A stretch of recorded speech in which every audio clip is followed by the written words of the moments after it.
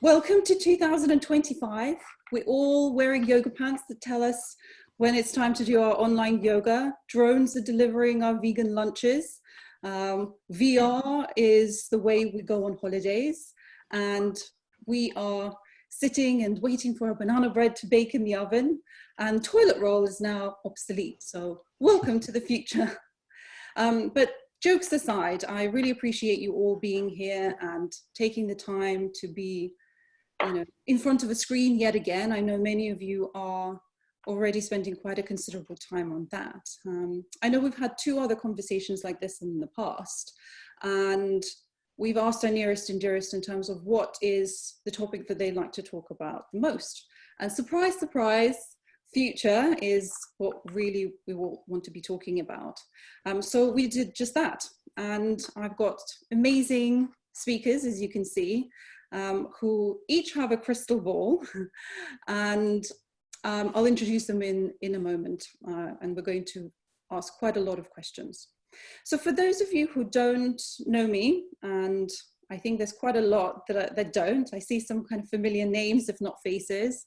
My name is Maria Vorostovsky, and I'm the founder and CEO of HVO Search. And we are an executive search firm working across fashion, luxury, lifestyle, and wellness industries. And we actually do that internationally. So we tend to work at senior roles, so from head of to the C-suite. We've recently placed a chief marketing officer, a chief operations officer, head of digital, and e-commerce director. And we, as I said, we do that internationally. So we do quite a lot of relocations, actually, so not just in the UK. Although how that's going to be affected, I don't know. So we shall wait and see. And as I mentioned, it's our third live conversation, and the feedback has been very, very positive. We've always organized face-to-face events, and this time it's a very special moment where we can bring such a large audience, such a diverse audience from all around the world, and to be able to kind of share and connect and to try to work things out. I know during times of crisis, there's unimaginable change, which is happening, but through change come opportunities.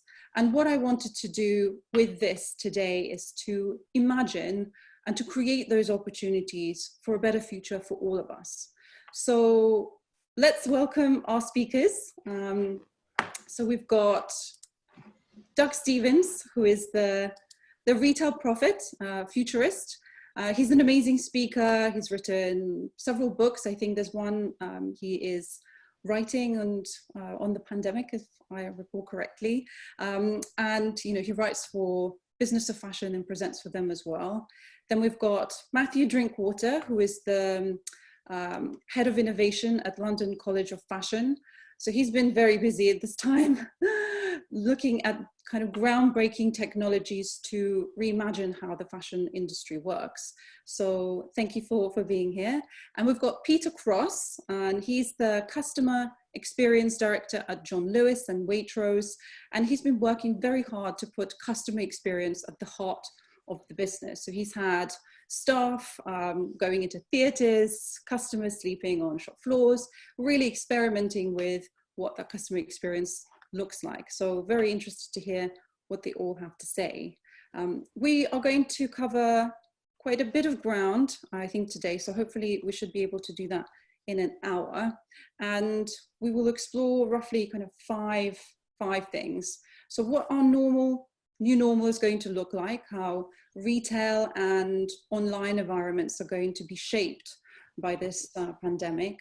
We're going to look at the customer behavior, how it's changing, the mindset and the psychology, what we can do to prepare, what innovations will come from this, and what skills will be necessary, and then take a look at who will be winners and losers. So after each section, what I'll do is I will invite some of you, if you raise your hand, into the conversation, if you have a specific question that you want to ask or contribute something. And since it's a larger group, then, if we don't get through all of those questions, then forgive me. We are limited on time and sometimes technology. So let's get straight into it. And I guess what everybody wants to know is, will we go back to normal? Will the shopping ecosystem bounce back? So I don't know. Doug, would you like to start? Sure.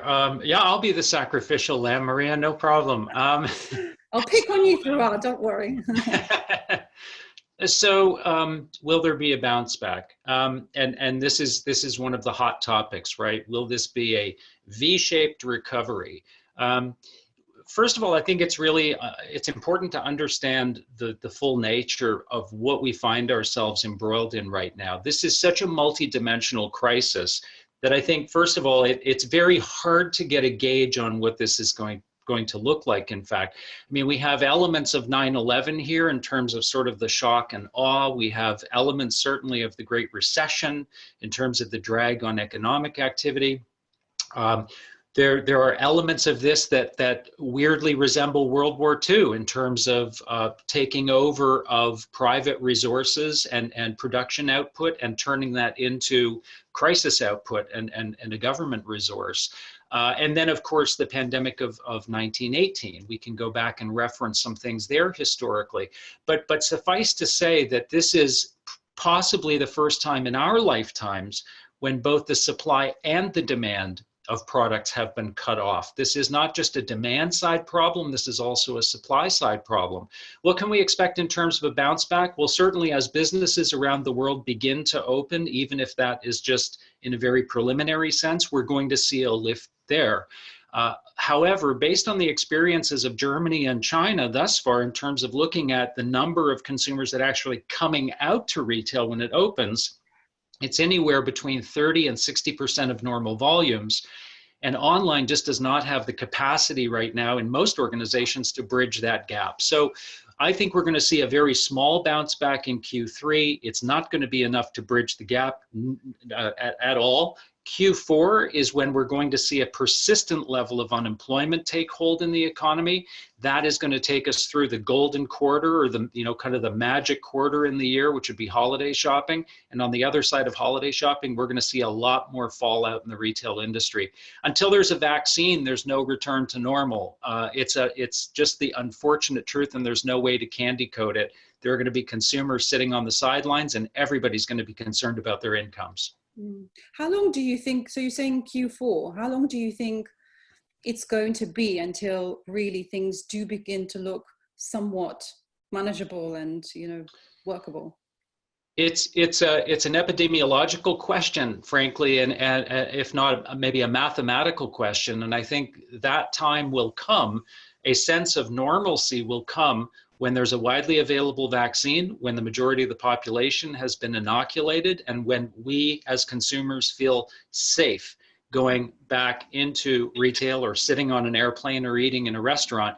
Until that time, high risk segments of the population are simply going to be asking themselves every single time, do I really need to go to the store for this? Do I really need to go to a restaurant tonight? Or should I just eat at home and order things online? And given the concentration of ability in the online world amongst Amazon, Alibaba, and JD.com principally, that means there are going to be a lot of losers on that equation. Amazon is going to be picking up a lot of that fear consumption that other retailers just aren't going to get. And Matthew, I mean, you're working very closely with the fashion industry. I mean, what do you think? Where do you think we're going with this, and what do you think it's likely to look after the pandemic? So, I mean, I find all of the questions about returning to normal really interesting because, to be quite frank, retailing on the high street wasn't working anyway. I loved challenging people to that full price challenge where you could go shopping in a high street store and actually pay full price for a product. Walk into most of the high street fashion retailers and we're permanently on discount. It seemed even approaching a till point, you would be offered a discount at the point of purchase. And if retailers are struggling that I've even bought product full price to a till point, and that's the point that you're offering me a discount, I think we had a problem. There was a problem before, and this clearly is an opportunity to begin to redefine what we need. I think there's an opportunity for all of us to begin to question what it is that we need in our lives. I think every single one of us is asking that question right now. Clearly, as Doug says, demand is going to be weaker when we return, and what element of a bounce back will depend on what jobs are there, and how much confidence consumers have in actually spending. So for fashion and retail, and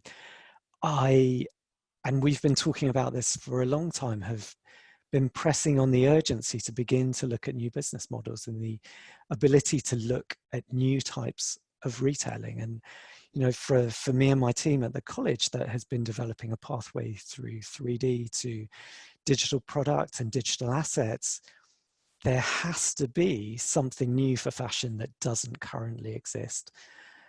And when we used to present this back in 2015, the kind of skepticism that we were met with is now becoming apparent that actually that portfolio is going to have to be more diverse in the future, and beyond bricks and mortar, beyond pure online stores, what else is there for retailing that doesn't currently exist? Because it will come, and it's inevitable that it will. And I kind of feel that the retailers that begin to embrace that technology right now and take now as the opportunity to be brave rather than to shut all their doors, and, you know, rather than they have to do physically, but actually rather than just consider this a moment to retrench, it's actually an opportunity to look at what could be next. And are you seeing that the clients that you're working with, are you seeing that they're taking more risks, or are they being more creative? Is there a change? So there is a change, and I think it's been forced, and that kind of forced behavior is really interesting, because where you used to have a fashion show and a catwalk, you cannot physically do that. So suddenly we're beginning to feel questions around what a digital show might look like. And, you know, these are concepts that we had worked on for many years, and now there is suddenly a realization that they have to showcase in a different way, and that begins to pose a question around the creation of those assets and how brands might do that, and then where they might deploy them. So there is a change, there is an understanding, but I do sense kind of a belief that this might be a temporary stasis, and that we'll experiment with some digital tools right now because we have to, because we don't have another option. But the longer this crisis goes on, the more embedded our behaviors are, and we're kind of engaging through a screen now, as these technologies evolve to kind of improve a sense of presence, that actually it might feel like we're really in the room together, will be with us in the next decade. And at that point, we offer something really unique to consumers in experience. And so it'll be those that begin to engage. And yeah, there are some who were ahead of the curve and experimenting, but the great majority, I would say, have a long way to go. And Peter, what's your view? Well, my crystal ball is probably a little bit cloudier than my colleagues, because I've been in the midst of looking after Waitrose, which, for those of you who don't know, it is a British supermarket. So we've been in the grip of feeding the nation, and all that entails. But I think I do probably have a more positive spin on it than maybe I should. So without underplaying the long-term economic impact that Doug was describing, once you embrace and understand these inevitable pivots into digital, the reassessment of the physical space that will happen by customers, a greater sense that customers many have spent time reflecting their lives and what's important to them and what they value. I do believe that we're in a petri dish at the minute, where we are certainly reflecting, even if it's only fairly small experimentation, on what the future might be.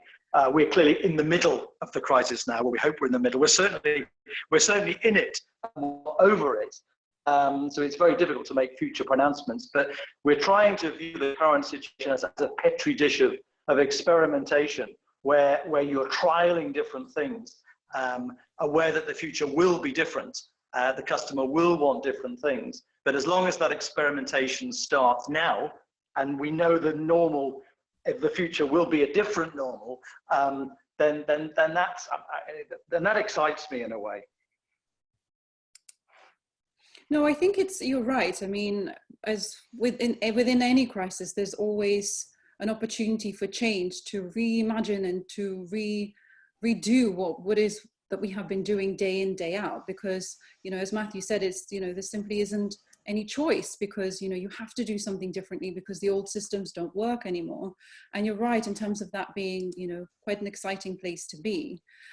Are you seeing anything that's being demanded more now when it comes to innovations, or a particular area? I mean, obviously, you know, everyone's jumping on the digital, the e-commerce, you know, making sure that's working. But, you know, are you seeing any other emerging technologies or something that's really high in demand right now?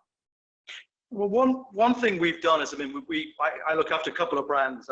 Those of you who aren't from the UK, John Lewis, which is a premium department store, Waitrose, which is a premium grocery store. The difference of our business is that we're a people business fundamentally. We're a co-owned business, and people are our currency. We're really all about human interactions. And the sweet spot for us is this coming together of the human and the digital, as opposed to just seeing the two sort of in isolation. And one exciting dynamic, which is working far better than maybe we even hoped, is the transference of our human appointments. So it's your ability to book a nursery advisor in a shop, or a personal stylist, or a home designer, or a nutritionist, and go and see them in a physical space, but book to see them online. So we trialed the idea of moving those experts into personal one-on-one or group or party consultancies as a trial within literally the first few days of this pandemic. And the appetite has been, you know, has blown the system, being honest with you. So we're into sort of several thousand appointments now, where people are saying, I want to connect with your expertise, but I'm actually really happy to do it in the comfort of my own home. So for us, that has been an early experiment that is likely to have a significant impact on our future post this. It won't be a COVID thing. It could be something that could be really important going forward. I've got John Harmon here, who raised his hand. So John, hello. Nice to see you. Hi everyone. I have a question, because I'm quite curious about something, because earlier on it was said that, you know, the retail model on the high street has been under some pain for some time, you know, and I mean, I know that we all have a business to run. At the end of the day, it's how much cash can you get in at the fullest margin possible in your till. And we have a lot of discussion about business models and how we as companies must adapt. But I just want to simplify something to you, and I hope everyone understands my point of view. So a lot of concentration on business models. How do we change? How do we adapt? How do we accommodate circumstance, changing consumer behavior? But for example, I'm a parent, and I'm sure some of you are. I have children. If my children misbehave, I don't say, I'm going to move house, it's the house. I'm going to change the house. It's got to be the house that's the problem. I'm going to talk to the children, and I'm going to try and educate them and modify their behavior. And what I'm trying to understand is, if you look at conversion rates traditionally with brick and mortar stores, they've always been horrendous. I mean, we have this thing about, you know, window shopping, and how can that business model really survive? You know, some people are working on a 5% conversion, some 15, 20, depending how good you are. But the fundamental result, as one of the colleagues said earlier, everything's on discount, margin squeezing. So the model, I'm 100% in agreement, is not great. But if you put that in with COVID requirements and social distancing and what the new future is going to look like, you simply can't have the same number of people in your store window shopping. So what you need to do is you need to try and say, okay, somebody who doesn't want a retail experience, please shop online, because it's a much more secure way of shopping. And people who actually want to be pampered and want to understand the philosophy of a brand and all the trimmings that come with it, then you can come to my store, but please be prepared to purchase something. So I'm just wondering what we do as retailers, what do we do to modify consumer behavior? Because we constantly talk about how we have to change our business model, but what do we do to make the consumer change the way they approach retail? I mean, I think that consumer behavior is a massive question. And like, as Doug intimated, that the early indications in those territories that have reopened retail is that there's been much lower uptake of consumers going out. So if you add in social distancing into those models, like the majority of retailers were struggling at 100% capacity to break even and make money. So how is that ever going to work? And I think from my perspective, because, you know, we're focused on using technology, we have always wanted to see a shift away from, particularly within the fashion industry, to the way that product is created, but also purchased. And so much in merchandising and buying has always been governed by gut instinct and what a buyer or an individual kind of feels is right for the store and to have delivered to the store when they think is the right time. Like, it's possible to imagine a store that is beginning to understand its locality, its consumer base, and beginning to understand that you could run a store that is more profitable with less product, that is able to shift in time. I think that using those models, which will allow for much greater understanding of who the people are that may come to your store, who might make a purchase, is going to put you in a much better position. And like, there's a few companies beginning to explore with those models, but not enough. And too much of the industry, particularly on the fashion side, is based on trying to tell a story where merchandisers were going through paper reports and thinking, okay, this looks like my bestseller. That's what I'll tell my buyer, and the buyer will then make a decision on what they think is right. We need to shift to a more intelligent, if fast fashion is going to come through, this intelligent fast fashion model where you can produce products that consumers want at the point that they make it. And I think the other thing that I would say is,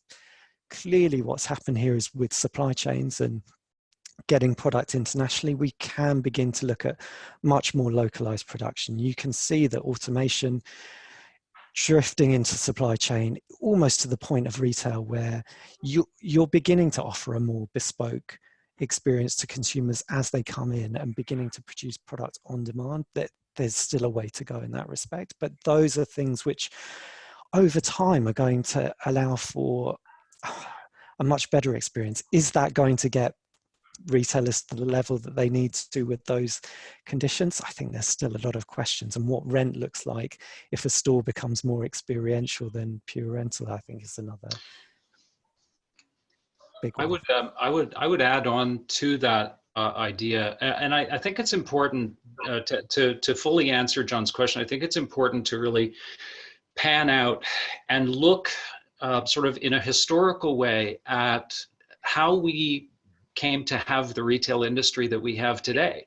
Because the fact of the matter is, if you go on any street corner in any major city in the world and you look around you, 99.9% of what you're going to see is a product of an industrial world. It's a product, frankly, of the Industrial Revolution. It is not necessarily this past that we must hang on to. In the course of time, it was actually a very short period of time. But what it left us with was this idea that physical retail is a necessary part of the distribution of products, regardless of whether those products are luxury or commodity. Clearly, that's not the case anymore. And what we've been saying for an awful long time here at Retail Profit is that, in fact, what we're seeing is a historic trading of places between media and physical retail. We have lived within a construct for the better part of 100 years that says I use media to attract customers to my distribution point. I think we're moving into a place where we're going to be saying my distribution points are media that attract consumers to my brand, where we service them across their lifetime value online, mostly. I think media in many ways is now becoming the store, at least in the consumer's mind. The first place they go to when they realize they need something is not the shopping center, and it's not a major retailer, it's online. And an increasing number of cases, that this is now the place where they're buying. So if we start to look at the store as being a media channel used mostly for customer acquisition, and we start looking at media as the place where we serve that demand, all of a sudden, to John's point, it starts to make more sense economically. But can you train customers to accept a mediocre experience? Absolutely not. And too many businesses have continued to try and make that that behavioral change on their consumers. And meanwhile, Amazon is just saying, no, we'll just do whatever the consumer wants, whenever they want it. And that's been their secret to success so far. We've got two people who've just joined, Eric and Sergio. If you would like to. Oh, yeah, it's Eric here. I'm Eric Fergus. I run the e-commerce business at Liberty, the department store. Doug, I thought that last point was really interesting, and it's I think we've got a growing shift of retail being not just product but also being experience, which sounds lazy, but I mean, I guess examples are, people used to buy a telly and that was the expensive thing, and then you'd watch your TV license and you got your 3 or 4 or 5 channels. Whereas now TVs are relatively cheap, but you then spend your money on, Netflix plus, other services, or you've got something like Peloton where people are spending $2,000 on a bike to then consume gym classes at home. And I know these are two quite extremes, but I think the more customers' needs are developing beyond just product. It's product plus the engaging services around it, and we're similarly trying to, as a department store, we sell fabric and haberdashery. We're trying to work out how we can bring some of the expertise our staff have to help people. We set up a craft club, things that drive attachment, that drive re-engagement and purchase, hopefully, in consumables in terms of haberdashery, but that loyalty and stickiness. I mean, and another parallel, you think of the flagship stores of a shoe brand in something like Chini or Churches or one of these high-end shoe brands. You're unlikely ever to buy, I say unlikely, but the barrier to buying your first purchase of those shoes is quite high, because it's expensive and you don't know whether it fits you.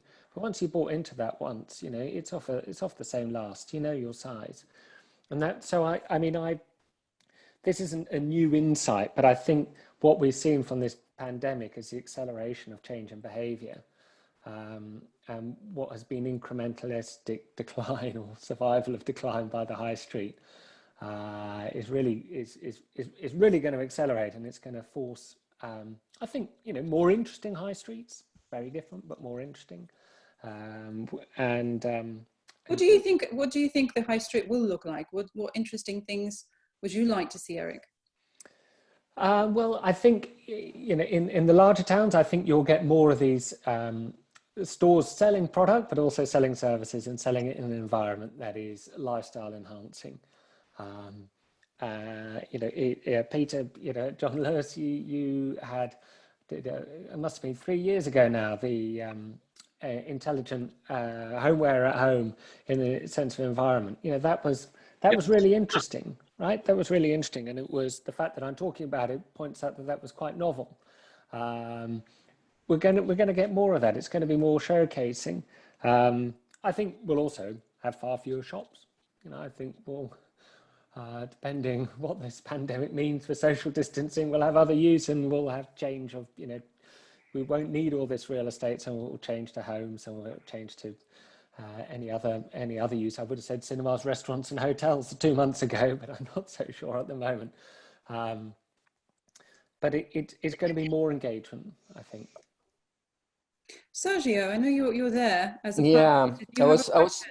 I was really interested in add a layer to Doug's point, because it's quite interesting to see that the evolution is the evolution of the product-oriented retail is a real long-term trend that was going like a really small bit. I think the this trend that the I don't know who was talking, but it was talking about the less retail stores in high street, which is intrinsically is just an acceleration right now. Mm-hmm. But I would like to just add a layer of understanding of how this thing will evolve, is the layer of customer acknowledgement. So knowing your customer. I think that the data customer and understanding who's your customer and why they're coming to you and why they're coming often to you and how specific you're going to be is the key to survive, and it will be the key to the future of retail. The retailer that is not specific enough, it was already suffering, but in the future, because the conversion we are going to be towards 100% visit. So visit conversion, the people will not go anymore to stores and start to take a product here, take a... Sorry, Sergio, we've just lost you.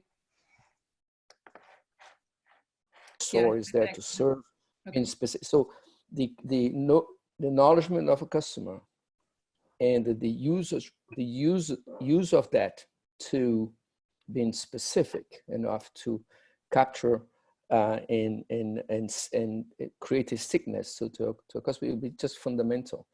And I think that one of the biggest learnings is that you find right now, whoever has a retailer, is to understand that we do not understand our customers and we have no data about our customers. We do not know who they are enough and why they're coming to us enough.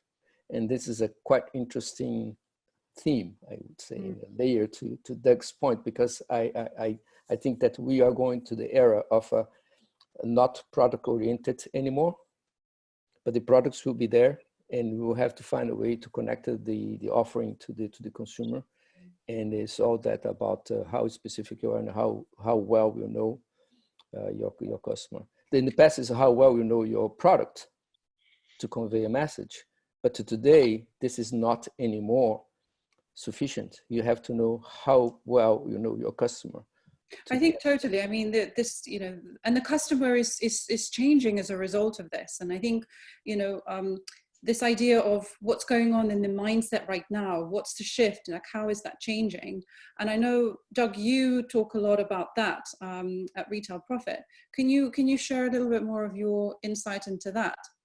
Sure. As it turns out, I'm actually writing a book about the pandemic and its impact on the global retail industry. And of course, a big part of understanding or even trying to prognosticate around what the future might look like is really trying to understand what is the consumer's mindset during times of crisis. And I mean, regardless of the degree to which we feel we can parallel this event against other historic events, what we can all agree on, I think, is that this is indeed a time of crisis. And so understanding really what happens within the mind of the consumer during a time like this is important. And I think there's a tendency to sort of feel like consumer behavior is like a faucet that turns on or off, that we either go into a period of, you know, hunkering down and saving, or life is good and we're spending. And it's sort of, we fluctuate between these two very different poles.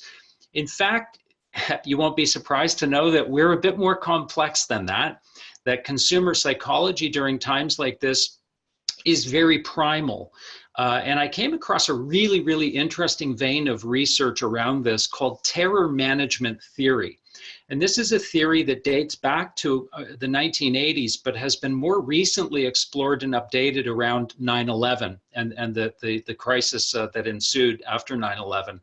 And what it basically presumes is that human beings are unique in many ways, but one of the principal ways that we are unique is that we have evolved to a place where we understand the concept of our own mortality, where we understand the idea of death and its inevitability. And that is really unique among human beings relative to other animal species. The problem with that is that because we are cognizant of the idea of death, we would live our lives in a perpetual state of terror if we didn't find some way to manage that fear. And the way we manage that fear is we create a worldview to insulate us from the reality of our own mortality. And that worldview includes church and school and work and family and social events and sports, anything to distract us from that impending finger of death on our shoulder. And so when an event like this comes along and punctures that worldview, that really sets us off. And so we immediately start trying to reclaim our security and safety. We saw that through panic buying. We, in some cases, go into a state of immobility, which is not unusual among animals to go into a state of immobility when we're threatened. But eventually what we start doing is trying to build back that worldview. And we hang on to that worldview even more preciously than we did before. And part of our healing process is to reestablish our own value within that worldview. And that's where purchasing comes into play, because one of the ways that we feed our self-esteem, give ourselves a sense of social stature, is through the acquisition of material goods. So that can be an outcome. And in fact, after 9/11, we saw a huge resurgence in spending as consumers tried to reclaim that worldview. But we have to allow that process to take place and be very sensitive as retailers to that psychological process that consumers are going through. So will this be a reversion back as soon as the coast is clear and everyone's going to run back to retail? Probably not, because we're still going to be in that process of trying to rebuild our sense of structure and value. And Peter, what are your thoughts with regards to, what are you seeing in terms of the change in customer behavior? Are you able to share anything with us? I think, I don't know if I have any data to share, but I think my observations and instinct, and I've always thought that good retail comes from instinct and as well as the analytical side of your brain. I think the first thing is that humans are actually incredibly adaptable to circumstance. And when you think about the future, there is quite a high likelihood that whilst there is a big percentage of us that want things to go back to the way they were, there's also quite a lot of us that's thinking, actually, I don't want to everything I had before. Most people, even if it's only small things, will have started to adapt their behavior and start, actually, I quite like some of these new things that have happened. And it might be the way that we're viewing our homes. It might be the way we're working. It might be the way we're spending time with family. It might be very personal. But you're talking about something that's constantly changing. And obviously, the longer this goes on, the longer the pandemic is, the more important the impact of these things are on our behavior. The first phase is inevitably a kind of a crisis, a sort of what's the fear or flight sort of response to this thing. And as humans now are gradually adapting to it, and they adapt in the same way that they adapted to omni-channel shopping across different channels, humans are adapting to this new way of living remarkably quickly. And there are likely now to be things that they're clinging onto as the days go on that will have a pretty substantial impact on how they will want to live, shop, work in the future. And knowing those things and spotting those things early is what really interests me. Yeah. Mm. And what about you, Matthew? I mean, what are you seeing? I mean, I agree with everyone. What is required when we're talking about retail is that sense of wonder. Like, we're all buying essential things because those are the things that are required now. But if we're going to talk about getting back to how things were or moving in that direction, it's going to be on retailers to create those magical moments. That's ultimately why you go buy something, particularly in fashion. No, like, none of us need anything more. We probably have enough clothes. So what is it that is sparking that desire for purchase? And for our perspective, that has always been about using emerging technologies to do that.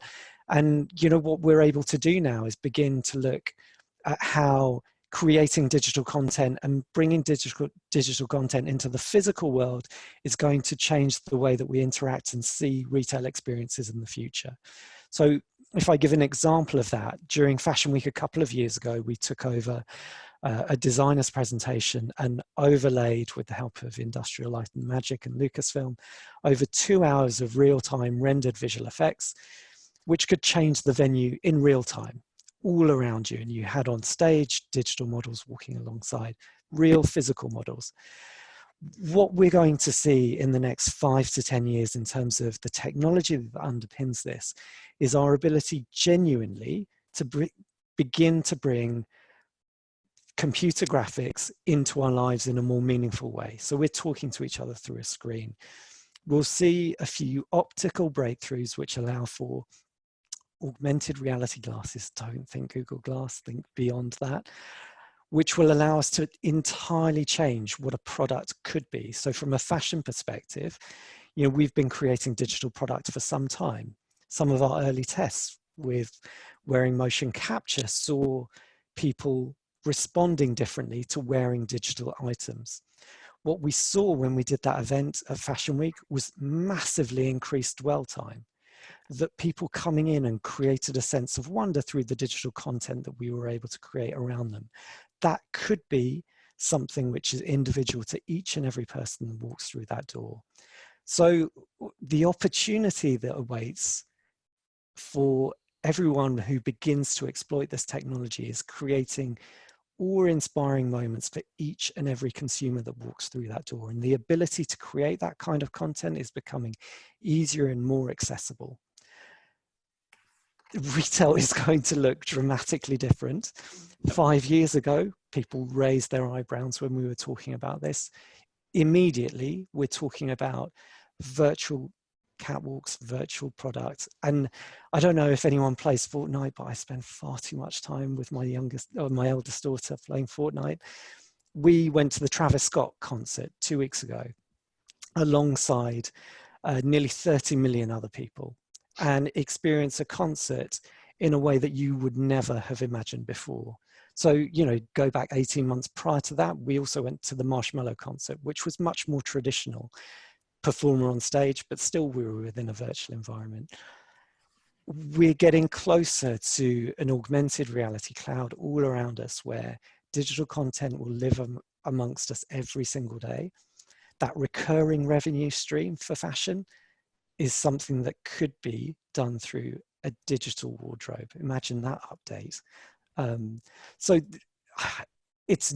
it might sound far-fetched, but those technologies that underpin all of this are coming and are inevitable. So kind of when you look at all of the projects we've worked on over the last decade, it has moved in that pathway. So I think above and beyond, adding that layer of data and analytics is something which is kind of crucial to what retail might become, and that kind of experience that everyone talked about needs to be something which is genuinely experienced and not the kind of execution I've seen to date. Well, I'm very sorry, Doug, go ahead. Sorry, I was just going to say that, and I think that there's clearly already a recognition of that in the retail industry. And I'll just give you a quick example. About 2 years ago, I got a call from a young lady named Nia Singh, who lives and works in New York City. She's a tech entrepreneur. She was building out a platform of computer-generated image-based stores online, working with brands like Gucci and others, doing a lot of experimental work, but creating virtual environments for consumers to shop in using their mobile device that allow you to navigate the store in a much, much more natural and intuitive way. And you can create media in that environment. You can create merchandising in that environment. So really sort of bridging the gap between online and physical stores. She got in touch and she said, you know, I'd love it if you could, you know, just help us out, give us some advice, maybe make some introductions over to leaders in the retail world so we could show them what we're working on. And we talked about what they were doing. And I said, you're absolutely like in the right zone. I just think you need to work on your demos a little bit, brush them up, get them polished, and then we can make some introductions. So we agreed to talk in 6 months' time. In the ensuing time, after our conversation, Nia received an investment, a multi-million-dollar investment from who else but Jeff Bezos.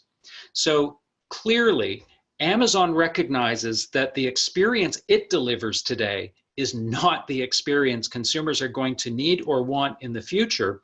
So I think we're going to see companies like Amazon making huge investments to get to the kinds of places that Matthew was just describing, you're going to see the rest of the industry sort of move toward parity, at least being good enough online. But I think there's also a huge risk here of sort of overemphasizing the obvious changes and underestimating the much bigger, deeper changes that are going to take place. And here, I'm looking at what will be the nature of work. How many people are going to say, this is it, I'm not going back to an office? And how does that change the complexion of cities? How does that deficit of workers in cities now impact transportation infrastructure? How is education impacted by this? And how does that affect cities like London or Boston or parts of California if all of a sudden 40% of students are learning from home? So there are some really, really deep tectonic changes that could happen here that we're not going to keep our eyes on or emphasize, and those are the ones that I think could bring much, much more sweeping change, because retail is a reflection of how we live our lives, not the other way around. And if our lives change fundamentally, retail has to change with it. I think was an interesting point of what John was asking in terms of, we all asking for retailers to change and adapt, but the customer, what about them and influencing them? And what you're saying is actually the customer already dictates what everything else is, how we live, and as you said, how we travel, whether we go walking past that coffee shop or that retailer on the way to work, or whether we're too busy rushing off the tube and where things are located. And when that all changes, it's all these different areas combined and how that's going to be impacted.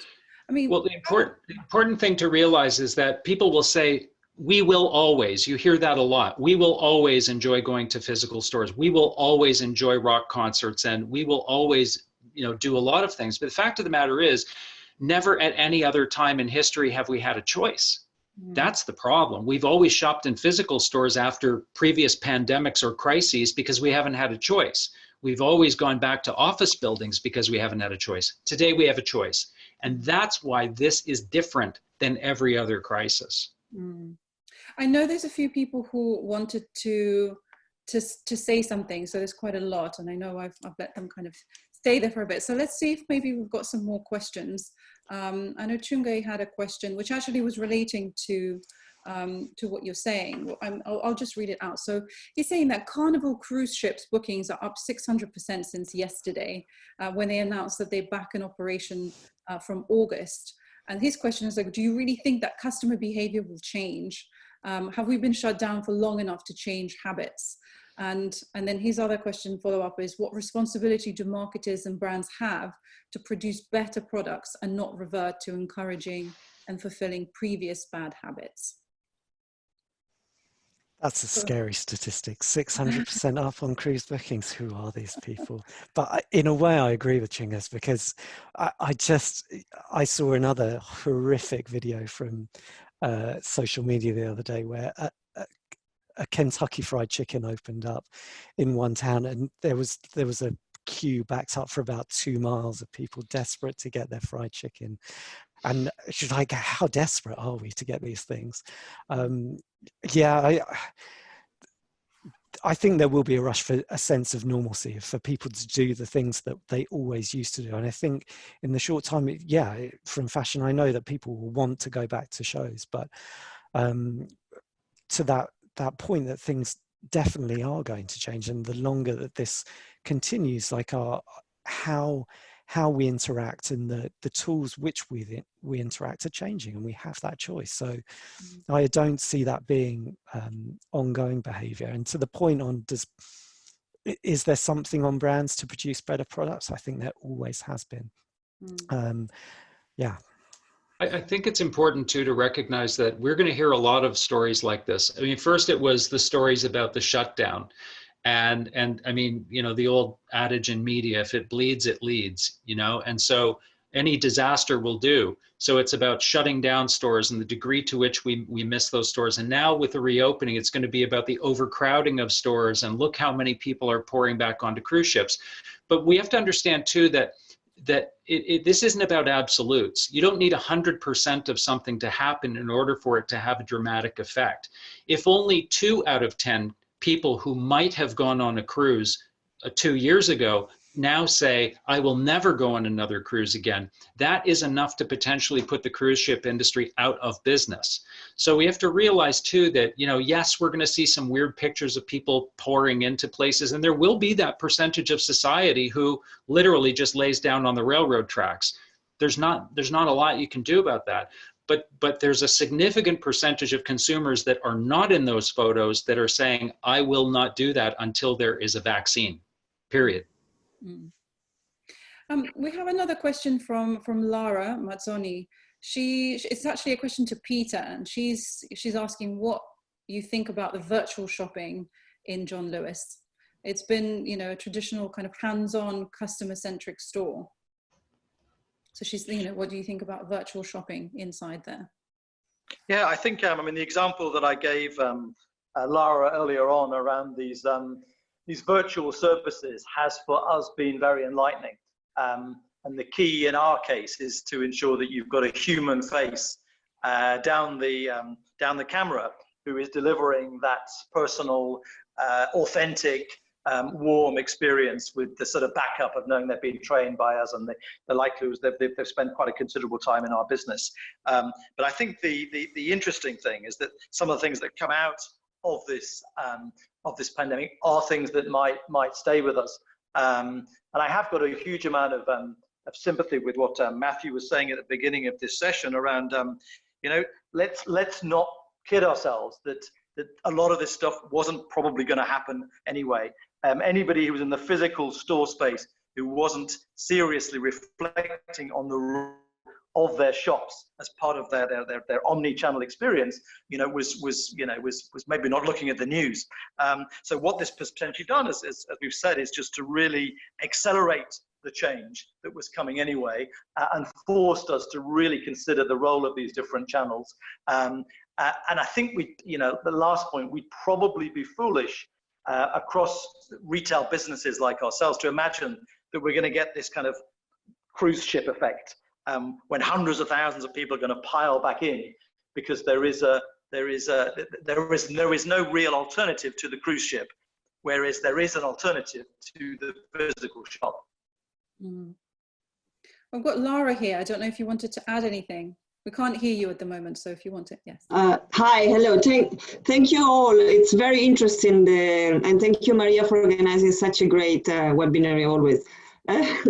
So yeah, well, it was a bit of a challenge because I mean I'm a great fan of John Lewis, and we provide technology, you know, with the view that customers is at the center of the experience. But what Matthew has been doing in the last few years is really groundbreaking.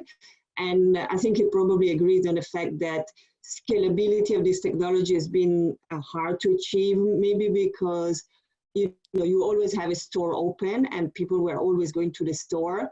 But now that we don't have that, how, John Lewis is, I think, is the tip of one of the best performing retail in the UK in terms of customer service and the way you have implemented omnichannel. But now it's the next challenge, how you maintain that level that you've been delivering consistently over the time. And maybe technology, not at the high spec that Matthew have been delivering in his project, but some kind of augmented reality together with personal customer service. Would it be able to maintain that kind of long distance engagement that you've been producing so well so far? Was that a question for me? Yeah, exactly. Yeah, for me, that's good. Well, thank you. Thank you for your loyalty. Thank you for your loyalty. Please keep coming. I mean, you're spot on. And Waitrose, brilliant. Well, let me know if you have a problem. But hopefully you won't. I think that there's, all businesses are in the grip of all of this, and we're long-standing businesses with a lot of trust and love from customers like yourself. But I think as long as you're expansive in your thinking, and in the, for example, in the John Lewis world, once you stop thinking as your business being about shops and online, and you start thinking about a more holistic relationship with your customers, and we, for example, might see your home as the third channel, you know. So this is the place where we really will have a very new relationship with you, which might mean you're not just literally just shopping online and that's it, but we really are either having a really dynamic relationship with your home through all of our experts that you can book in appointments, and we've got a fairly expansive and extensive knowledge of how you live and how you want your home to be. You then start seeing the role of a brand like John Lewis very, very differently. And I think that's the stuff that this pandemic is pushing us to do faster than we maybe anticipated. But that can only be a good thing. Thank you. I know we're coming up to an hour, so I just want to be respectful of other people's time. I mean, I'd love to carry on for another 10 minutes if you have time. So Doug, Peter, and Matthew, do you have time, or do you need, yes? Yeah, great. good. Okay, fantastic. I've got a work call, but they can wait. Sorry? My team can wait. I know you're not that busy, it's okay. One of the questions that I have is, and this is to all of you, I mean, taking all of that into context and all these, you know, potential changes and in customer behavior, you know, our world changing, you know, how retailers adapting to this. What are the core skills companies need right now? What do you think is the most important skill right now? I would say creativity, number one. And although that might sound obvious, statistically, creativity is not something that there is an abundance of in corporations, and it's nobody's fault. It's just we live in a society that has a tendency to drum the creativity out of us for most of our lives until we get into our careers where it becomes a base expectation, and all of a sudden we're expected to be creative. But companies really need to make an effort to hire creativity, to nurture creativity, to provide a fertile environment for that creativity to flourish, because innovation, creativity, adaptability, the ability to pivot on a dime when necessary is going to become increasingly necessary as we move forward, because these kinds of interconnected global crises are not going to become less frequent, they're going to become more frequent. The other thing I think we need to do is we need to revisit the concept of leadership in organizations, because this pandemic has proven from a state level all the way down to a corporate level, we have a deficit of capable and competent and visionary leadership in most corporations. And we need to do that while we're analyzing the basis of leadership and the need for it. We have to revisit the sex of leadership as well, because women have proven, thus far anyway, on a global basis, as in terms of heads of state, that they are certainly more geared toward leading groups of people during crises like this. I know that's going to be a contentious point. I'll probably get some hate mail from the men on the line, but the fact of the matter is, empirically, objectively, women seem to be better suited to managing through crises like this, and it has something to do perhaps with a fundamentally more nurturing nature. We're not sure, but I would say creativity and leadership are things that need to be taken a hard look at after this. I think that's a really interesting point. And actually, I was talking to a very good friend of mine who is a CEO of a very large fashion retailer in Europe. And what he was saying that, you know, during times of crisis, you really see who your A players are. And what he was saying is that you kind of, you know, you really, you know, see you kind of like your 80% that are fantastic and the 20% that are not. And I think to the point of, you know, how governments are responding, how, you know, businesses are responding, really says a lot in terms of, you know, integrity and ethics, and, you know, do they really say, you know, what they really truly believe? Do they act on that? And I think, you know, the leadership aspect is really key right now. I think because a lot of it is so visible, because if you're not saying something right now, you're not doing something about it when it comes to, you know, again, governments, you know, CEOs of companies, you know, anyone who's in that position to lead the people that they have to, you know, protect, and, you know, the businesses themselves, you know, the individuals themselves, the customers, you know, what are they going to be getting out of that? So I think that's an important point. And on the gender, I mean, that's always a topic that's really key to me. I mean, I know that we do, you know, these events, and Laura actually was in one of them very recently, where we do bring that group of female CEOs together, you know, to kind of create that, you know, a platform for all of us to kind of share that. So I'm pleased that you're speaking up about that as well. And Matthew, what about you? What do you think? What kind of skills do you think would be necessary? Yeah, I'm with Doug on the leadership thing. I think I've spoken at length about the lack of visionary leadership from too many organisations. Kind of from an educational standpoint, I think we've recognised for a long time that the kind of skills required to build the industry that we envision are not ones that traditionally sit within the fashion industry. A lot of the work that we do and have done has been with the movie and gaming industries. And I need young designers who have the ability to code in Unity or Unreal.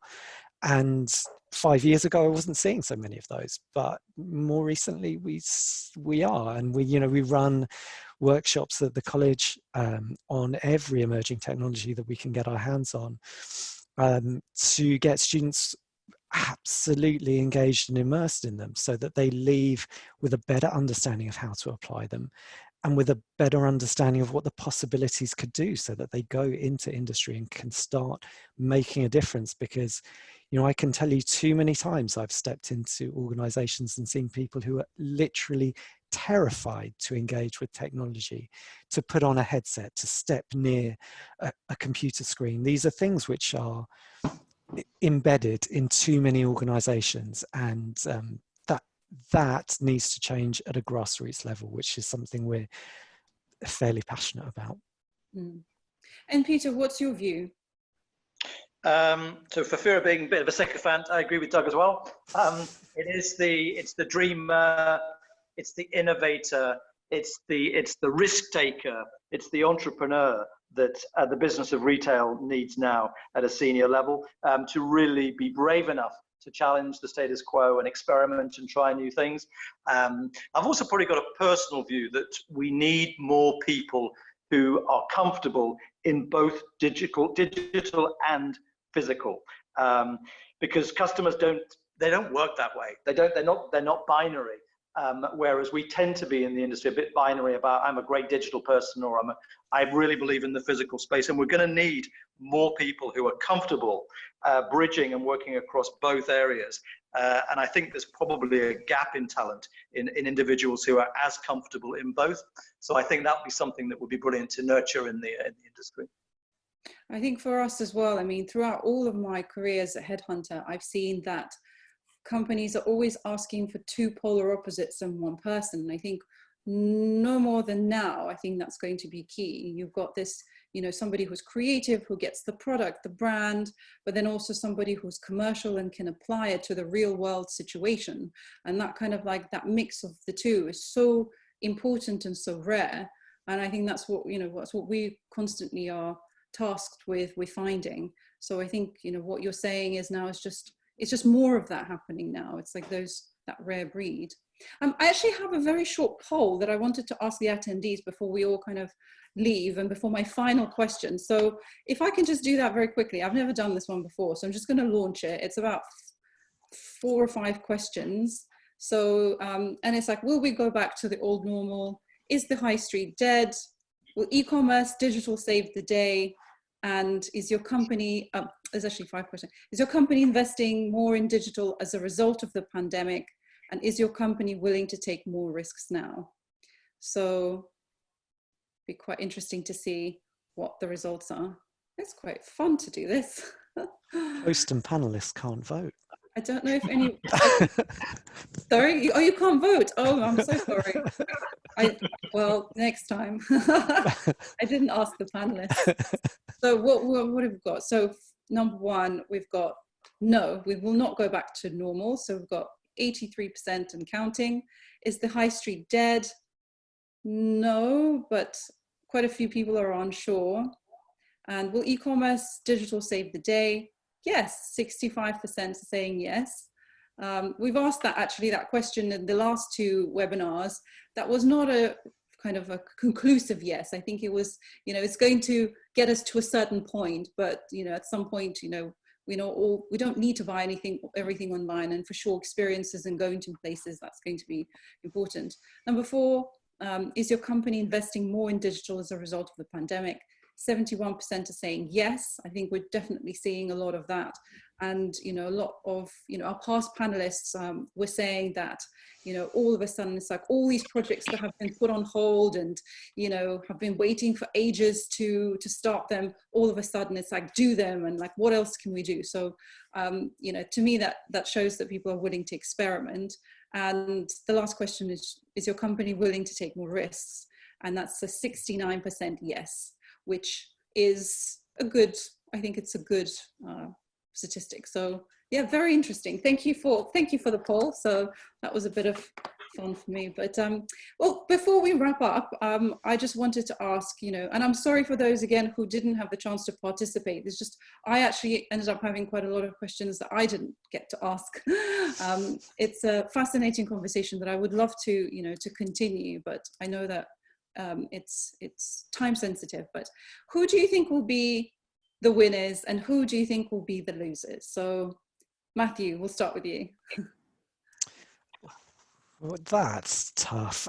I think inevitably what you will see is a shift in the short term to those larger organizations. I think it'll be those that have a monopoly that can kind of take more market share. You can see Amazon, Facebook, Google, all of those taking a massive opportunity to grow their businesses, and what presence they begin to have in a new retail, I think, is something to keep a very close eye on. Peter? I'll try and hear, but I'll try and say something a bit different and maybe a bit contentious.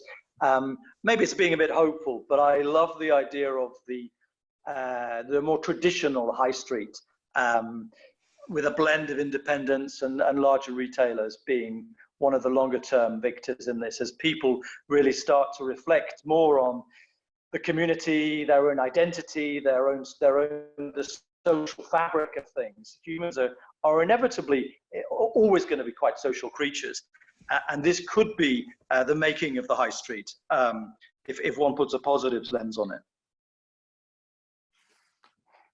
Okay, I don't know if we've lost you and you had more to say, but Doug? So I would echo Matthew's comment. I think that the big are going to get bigger as a consequence of this. Tech giants clearly have been the big winners through the pandemic. The Amazons, the Googles of the world, you could argue the Facebooks of the world, as we've needed them to communicate. So tech giants will continue to grow.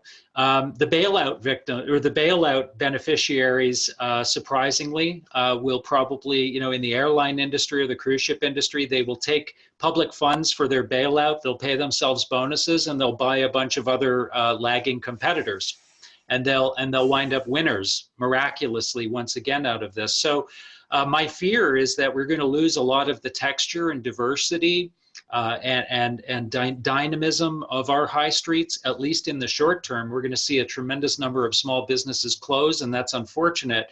We're going to see a lot of online businesses that were brilliant concepts that were just coming to market that are now going to have funding ripped away from them, and they'll have to go back to bootstrapping. So it's going to be a really different looking environment. We're going to lose a lot of really awesome small retail. Hopefully we create a fertile environment to bring that back and to subsidize entrepreneurial, hardworking people to get back into business for themselves and create that retail landscape that we would all like to see in the future. And who is handling, this is my last question before we go, who is handling it well right now? So let's leave on something, positive, and and what is it that they're doing right? I don't know if you, did I cut out earlier on, Maria, yeah? I think a little, yes, you did. Oh, sorry. Because you asked me about who would be the sort of, who might be the winners of this year. And it might be a similar answer to your question about who are doing things right. I have a secret suspicion that one of the winners of this could actually be the high street, to end on a sort of more positive note, because fundamentally, great high streets have been about the social identity of a community. And the community has been split apart in a really fundamental way by this. I mean, the British community particularly has been split apart over the last couple of years by other matters. And what great high streets do is that they provide a focal point for social identity. And the great high streets that will emerge from this, and there will be great high streets that will emerge, I'm absolutely convinced of it, will be the ones that feed that need for communities to meet, converge, and be as one. And there will be brilliant high streets that will come out of this stronger. And I think you have to believe that. The test is as Doug's saying, is will there be enough of these fabulous smaller and larger sized businesses that make it through? Anyone specifically you can name? I think it's too early. I think it's too early. I think I'm probably being hopeful. But I mean, it's certainly across Britain, you got the sense that there were high streets beginning to really come back as people.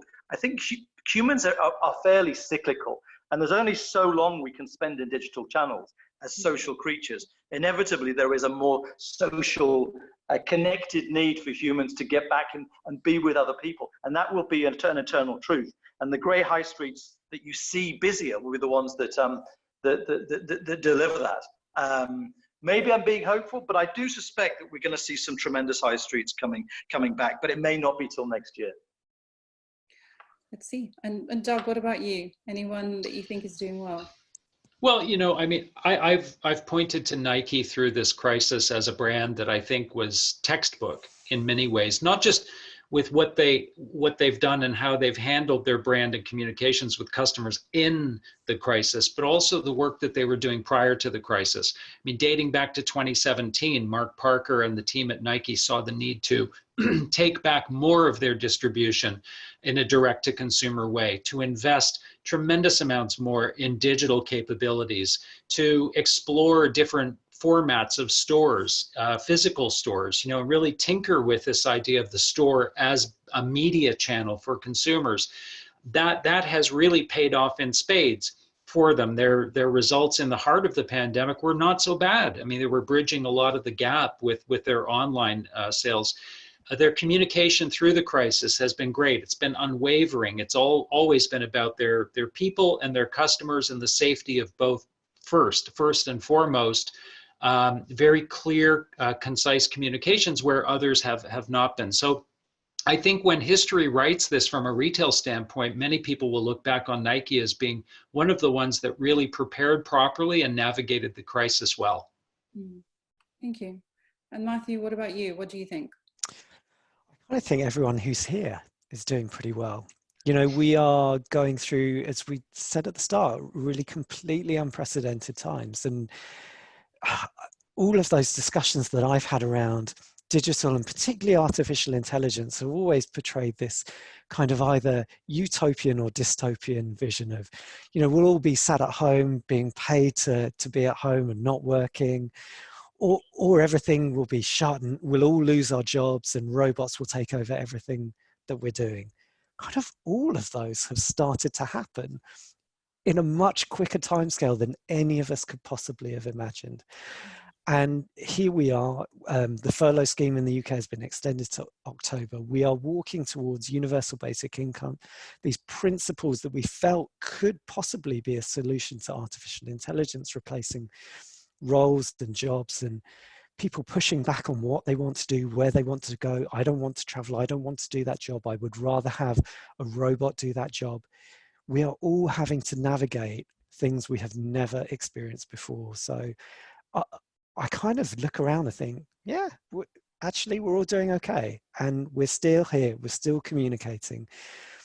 We'll be okay and we'll get through it. So yeah, hats off everyone. Thank you.